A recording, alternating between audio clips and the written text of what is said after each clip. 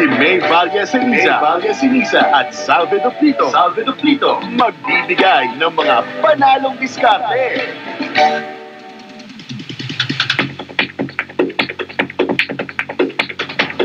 Yeah, and we're back, both in green, different shades of green.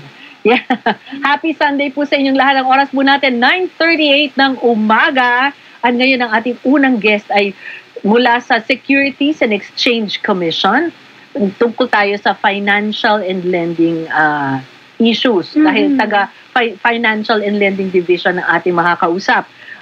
Yung mga nabudol na mga OLA ang tawag doon, yes. OL or OLP. Online lending platforms. Oo. Ito ang pagkakataon nyo para mag-text na kayo sa amin agad-agad ng inyong mga concerns para matulungan namin kayo sa pamamagitan ng ating guest. Dahil kasama natin via Zoom ang Assistant Director ng Securities and Exchange Commission for Financial and Lending ng Financial and Lending Division, si Assistant Director Kenneth Joy Kimio.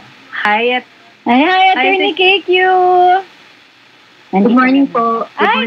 Good morning po, ma'am. Thank you po sa pag-join sa amin ngayong araw na to. Alam ko, linggo, pahinga na dapat. Pero si Attorney KQ parang parang tayo, wala din pahinga. Kahit weekend. Ay, long weekend nga pala, di ba? Wala pa rin siyang pahinga, malamang. Ayan. So, Attorney KQ, unahan ko na ba, Ate May? Kasi medyo gigil talaga kami ni Ate May sa issue na to, Attorney KQ, dahil marami kaming nakakausap na nagiging biktima ng mga online lending platforms na hindi matitino. Yan din naman ang hinaharap ni Attorney KQ araw-araw. Meron po kayong mga bagong listahan ng mga online lending platforms na sinuspinde na ba o pinasara na? Oo, meron na po. Actually po, as of this month, nag-update po kami ng listahan. Nasa website na po siya. Kasi po, noong mga July, meron pa pong 288 na online lending platform na ino-operate ng 146 na financing and lending companies. Pero po, since nagkaroon po ng mga intervening events na nangyari, kaya po out of 146 na financing and lending companies na nag-online lending platform, nagkaroon po ng mga cease and desist orders.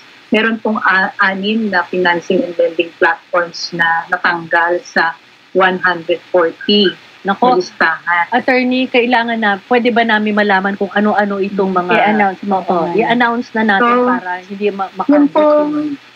Kompletong listahan po, kasi medyo marami po yun. Sabi ko nga kanina, 146 po yun, minus 6 lending and financing na may online platform.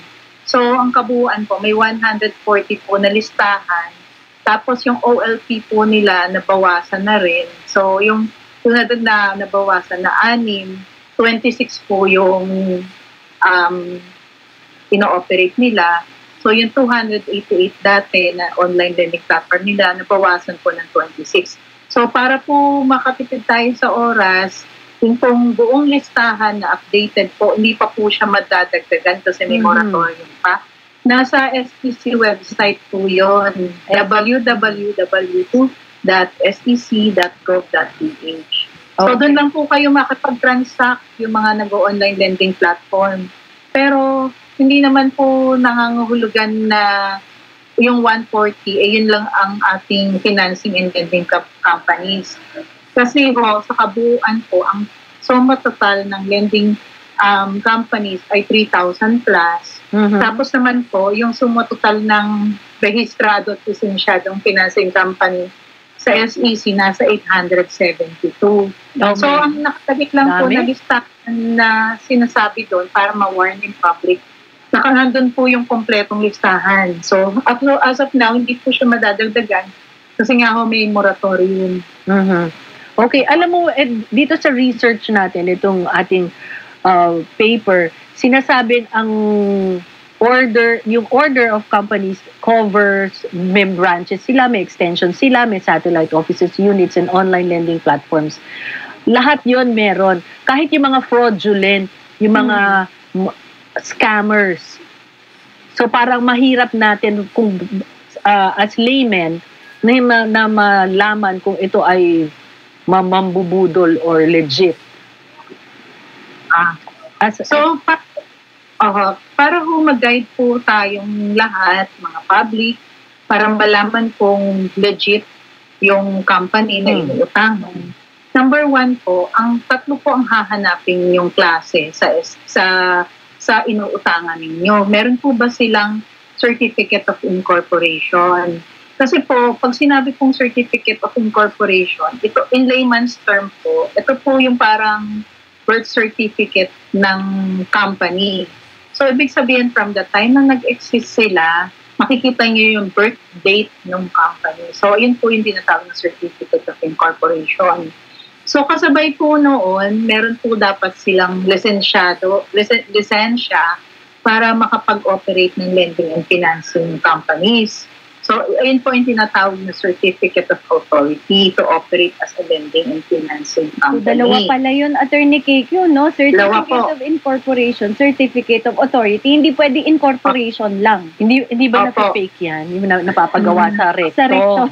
Oo. Dati po, ma'am, yung iba yung mga lumang company, naghahanap sila ng red ribbon dun sa Certificate of Incorporation.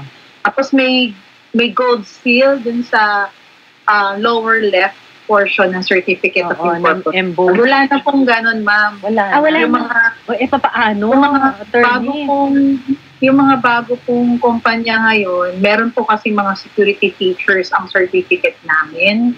So, ang ginagawa po, meron pong security measures po yung mga physic namin. Tapos may QR code po yung Certificate of Incorporation. Ayun. QR na pala kasi ngayon, high-tech. Ayan. So pag nagpakita sa amin, halimbawa, mangungutang ako, itong certification. Yun ang problema. QR code mo. Ganon. Para ma-check na talaga. Ang problema nga lang, Attorney KQ, laging nagmamadali yung mga umuutang. Kaya gusto natin malaman ng ating mga viewers dito sa Teleradyo Serbisyo na I know, nagmamadali kayong umutang pero mas makakasama sa inyo kung wala kayong oras na mag-check nung Certificate of Incorporation tsaka Certificate of Authority. Ilista nyo na po yung dalawang yan. Mas importante na lehitimo kaysa scam. Okay, para mahaba pa listahan yung Attorney KQ. Yung karagdagan kong sasabihin ko sana, para kung online po yung nakikipag-build sila online, yung sabi ko nga po kanina, kompleto po yung listahan namin nung online lending platforms, lending app na nakalagay sa website. So kung wala po dun yung pangalan ng lending application, so dapat po medyo magduda na kayo kung legit ba o hindi legit yung sinasabi. So yun po yung na at ito na Attorney KQ, itong 6 na to, Surety Cash Lending Corporation, Populous Lending Corporation, UPeso Lending .ph, Lending Corporation, FESL, Philippine Microdot Financing Corporation at Armorac Lending, dating meron certificate, nung dalawang certificate na yun, pero ngayon, discontinued na dapat ang kanilang operation. Kasama lahat ng branches, tama po ba? Pag po na bago na yung bawa, na putol, kasi ang Certificate of Incorporation po, para sabi ko kanina, parang yun yung, in layman's term, yun yung parang birth certificate ng corporation. Parang katulad ng puno, yun yung pinakaugat. So, tapos, yung Certificate of Authority, para po yung branch, yung trunk, yung sanga. So, pag po pinutol na po yung branch at saka yung mga sanga-sanga, yung Certificate of Authority, buhay pa po yung korporasyon mismo. Okay. Kasi may ugat pa. So, dapat po, para talagang wala na, dapat po, naputol na po yung Certificate of Incorporation. So, dalawa po yun. Yung Certificate of Authority, yun po yung tinatawag na secondary license. So, yung Certificate of Incorporation, yun po yung tinatawag na primary license. So, sabi nga nila, ang principal, ang ugat, ay ang Certificate of Incorporation. Kung wala ng ugat, hindi na po nag-i-exist yung corporation. Pagka ugat, branches lang po siya, yung Certificate of Authority or branches or satellite OLP, posible po na buhay pa po yung corporation. So, yun po yung dapat natin i-distinguish Oo. Pag cease and desist, may pag-asa pang magbukas, ano po? Ang pag cease and desist order po, basahin po mabuti yung cease and desist order. Kasi posible po na ang cease and desist operations, activities lang ang pinagbabawalan, pinahihinto. Pero posible rin naman na cease and desist talaga na from operating.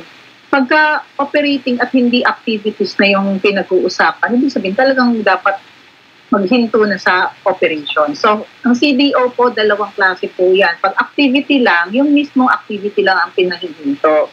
Pag po operations, yung talagang mismong operation ng kumpanya ang pinahihinto. So, dapat po magbasa tayo mabuti. Kasi po may mga kumpanya po kasi na nadiscover kami, meron po silang dineclare na OLP sa SEC, pero hindi lahat pinideclare nila. Katulad lang po nung isang na CDO namin, na ang dineclare po niya sa SEC ay 4 lang. Pero yung pala may 13 siya. Grabe. Na OLP. So, yung siya po yung dinideclare. So, most likely po, doon po pumapasok yung mga setup. So, be worried. Kasi ang sabi po ng FCPA sa Financial Services po and Provider sa Consumer Protection Act, sinasabi po na dapat sa lahat ng kanilang platform, materials, lahat ng pinamimigay nila, kay online man yan o hindi online, in print, dapat po nakalagay po yung kompletong pangalan ng kanilang kumpanya. So, halimbawa po, gumagamit po sila ng ibang online platform. Tapos, iba po yung kumpanya na ginagamit nilang pangalan. Dapat po lahat yun na nakadeclare. Yung kompletong corporate name, yung SEC registration number, yung number ng kanilang certificate of authority, nakadeclare po lahat yun. Attorney, at dapat po, kung ako kasi, ako, simpleng borrower. tao, okay? Simpleng tao, kailangan ko pera, kailangan ko 3,000 piso pa utang atin. Pero pag nakita ko ganun, okay, ito isang kumpanya, 3 na cease and desist, tapos yung iba hindi na dineclare. Kung ako, Attorney KQ, huwag mo na lang utang. Hanap ka na lang ng ibang option. Parang meron ng question dapat gamitin na natin yung utak natin. Huwag Pero na tayo sinasabi nga ni attorney, sunod. Pero attorney, sabi nga ni attorney, hindi dineclare. O kaya nga, Yun. ibig sabihin there's dishonesty already. You're operating, tapos hindi ka nagde-declare na meron ka palang ganun. Wag na lang, friends! Hanap tayo na matino. Hanap pa kayo ng madami pa naman. So, dapat, sabi nga niya, be wary. Diba? Mag-iingat. Dahil, punta tayo dun sa bakit. Yes, bakit? Okay, bakit nga ba kailangan naka-register? Kasi minsan, Attorney KQ, ito real talk ulit. Ang sinasabi kasi sa ibaba, gobyerno yan Alam mo naman yung gobyerno, kung ano-anong mga hinihingi, ganyan. Minsan, okay naman yung kumpanya, pero ayaw payagan kasi may hinahanap na iba. Pero ano ba talaga ang benepisyo ng nakikipag-deal ka doon lang sa mga lehitimong operasyon na nag-comply doon sa requirements ng SEC? Hindi lang naman papel yun, Attorney KQ, di ba? Ano ba ibig sabihin ng meron kang papel? Kasi pag may papel kayo, ibig sabihin mas madali pong matrace kung nasaan yung lending company or financing company. Yan pong mga materials na disseminate nila sa public, yung mga ginagamit nilang online platform, more or less po compliant po sa standards ng batas. Kapag hindi po compliant sa standards ng batas, high risk po yun. Nagmamadali kayo, namadali rin yung inyong paglubog sa utang. Sa kumunoy. Baka mamaya naloko kayo na makaahon kayo sa kagipitan, lalo kayong magipit. So, doon na lang ho tayo. Total, ang dami namang pagpipilian. At saka huwag po kayo padala dun sa mga statement na mas mabilis mag-click, mas malaki yung mauutang. Sabi nga ni Pia Works, bakit think before you click? Wow. May Miss Universe ka pa dyan. Totoo naman din. Kahit na hindi sa kautangan, think before you click talaga dahil baka ibang klaseng kumuno yung mababaan mo, di ba? Yes, true. Attorney KQ, meron ng listahan, sabi ko dapat i-check mo na yung Securities and Exchange website dahil may listahan doon ng mas matitinong lending companies na pwede nyong utangan. Pero, ang naaalala kong sinabi mo doon sa event ng SEC ngayong linggo lang, nakalipas, bago ka pa umutang, dapat maisip mo na kung para saan mo gagamitin yon. Kasi, pag mali yung reason mo, baka yun nga, mabaon ka sa utang. Ano ba yung tamang mga rason paggamit ng pera na utang sa lending company? Inutang mo na, mali pa. Dapat, pambili ng make-up. Kasi ma'am, ang sinasabi po sa financial literacy material namin, sinasabi po namin doon na dapat mahiwalay mo yung wants at saka needs. Ano ba yung wants? Yung mga wants po, ito po yung mga bagay na pwede ka namang mabuhay na na hindi naman kagad-agad dapat bilhin. Ito po yung bibilhin mo lang pagka may mga extra ka. Pagdating po doon sa mga needs, yung sinasabi ko, ito po yung mga dapat unahin. Dahil dito, hindi ka, matter of life and death na yung situation, ito po yung tinatawag na mga needs. So, kabilang po dito yung mga pambili ng, nagugutom ka, mga pagkain. Pero may mga pagkain din na maluho. So, doon muna tayo sa mga basic. Yun talaga. Kasi gusto mag-buffet sa Manila Hotel, sa iba't ibang hotel hopping. Hindi, simple lang. Example dyan. Kailangan ko mag-imbita ng mga tao sa fiesta. Ano yun? Want ba yun o need ba yun? Wow. Ang mga wants po yun. Kasi pwede ka namang kumain ng simple lang, kanin at ulam, tapos medyo may konting maiinom na sarap-sarap. Attorney, kung walang panghanda, manahimik. Hindi, pangutang. Mag-fiesta na lang tayo sa iba. Huwag na tayo mag-imbita. Magpapaimbita na lang kami, Attorney KQ. Yes, ma'am. Yung mga mag-out of town na bongga-bongga, naka-5-star hotel, mga ganyan. O kaya nangutang para mag-travel. Parinigan session mga friends. O kung tinamaan man kayo, wag po kayo magagalit sa amin, ha? Baka mamaya magalit kayo sa amin. So, kasama na yung maling paggamit sa tamang paggamit na binibigay sa atin ni attorney. Yes. Sige, ano pa, attorney? Yung sabi ko nga kanina, mga basic needs, katulad ng pagkain, gamot, ganyan po. Yung halimbawa, talaga namang dadating utility bill, so dapat naisip mo na agad-agad na dadating utility bill. Buwan-buwan naman yung pera. Yun ang rason ng pangungutang, attorney. Mangungutang ako, pambayad ng mga utang ko. Paano na yung bayaran time na? Saan niya kukunin? Dapat, hindi ba, mas maganda kung i-invest o gamitin sa negosyo. Yung mga ganong diskarte. Yung pag-negosyo. Yung mga ganun pong diskarte. So, halimbawa, gusto nyong maghanap buhay, mag-angkas, wala kayong cellphone. Pwede kayong bumili ng cellphone na magko-comply sa standard para makapaghanap buhay kayo ng matino. Pero yung mga cellphone na bibili ng mga mamahal, tulad ng 100,000, may filter kasi yun ang KQ. App lang yun, Beshi. Hindi yung ibang cellphone na mamahal. Built-in yung filter, kaya nga siya mahal. Attorney KQ, panghuling-huli na lang, lagi naman ako may singit na katanungan. Quick lang bago tayo magtapos ng interview na to. Kung ang mga tao na napautang na dun sa mga hindi lehitimo or minsan, okay naman, meron silang papel, pero yung pala, mali yung practice nila, at naharas na, no? Ano ang pwede nilang gawin? Unang-unang pwede nilang gawin kung ang kanilang picture, ang kanilang ID ay nalagay na sa social media at sinasabi na sa social media na sila ay masamang tao, scammer, o di kaya tinawagan na ang kanilang mga employer para siraan sila dahil sila ay nangutang at hindi nakapagbayad. Ano po yung unang-unang step na pwede nilang gawin? Kasi po, yung mga online, mga blending platforms, mga iba, nag-outsource sila ng third-party service providers. So, in-outsource nila yun para yun yung mga maniningil. Ngayon, kung sa tingin nyo, yung third-party service provider ng lending o financing ang naniningil sa inyo, ang number one is i-report nyo mismo dun sa kumpanya. Ngayon, kung talagang sa tingin nyo, yung mismong kumpanya na umaabuso, ganyan. I-report niyo po yun. May complaint po mag-file po kayo ng complaint sa SEC.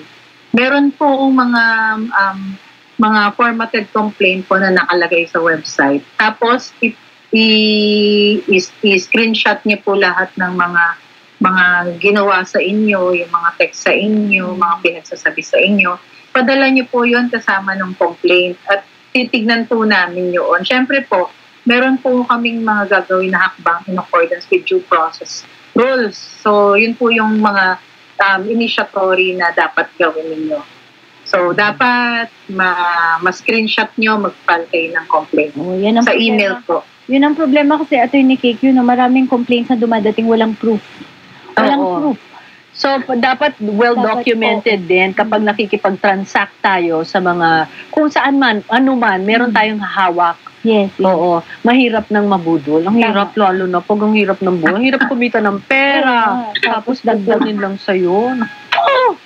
Tama po. Galit na galit si Ate May. Attorney KQ, marami pa sana kaming katanungan. Sana ikaw ay bumalik, tulungan ng ating mga kababayan na napapailalim sa komuno. Pero last na po, pakibanggit ulit ang inyong website para dun sa mga nakikinig na gustong mag-check na mga inutangan nila kung legit. www.sec.gov.ph. Okay. Yan po ang website ng Securities and Exchange Commission. Oh, yan. Thank you. Thank you so much. Assistant Director Kenneth Joy Kimio, Security and Exchange Commission, Financial and Lending Division.